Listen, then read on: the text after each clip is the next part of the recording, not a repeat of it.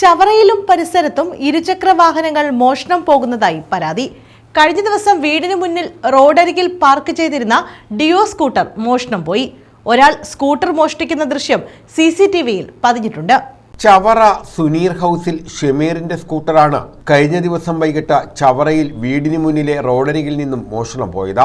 റോഡരികിൽ വാഹനം വെച്ച ശേഷം വീട്ടിലേക്ക് കയറി തിരികെ വന്നപ്പോൾ ബൈക്ക് കാണാതാവുകയായിരുന്നു. തുടർന്ന് സമീപത്തെ CCTV ദൃശ്യങ്ങൾ പരിശോധിച്ചപ്പോൾ ഒരാൾ സ്കൂട്ടർ മോഷ്ടിക്കുന്ന ദൃശ്യങ്ങൾ കണ്ടെത്തി.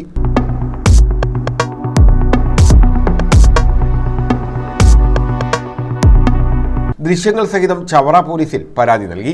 ഏറെ തിരക്കുള്ള റോഡിൽ നിന്നാണ് വൈകിട്ട് 4 മണിയോടെ സ്കൂട്ടർ മോഷണം പോയത്.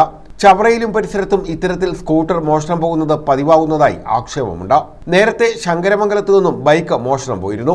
റോഡരികിൽ വയ്ക്കുന്ന വാഹനങ്ങളിൽ നിന്നും പെട്രോൾ ഊറ്റിയെടുക്കുന്നതായും പരാതി ഉയർന്നിട്ടുണ്ട്. News bureau, Chavara.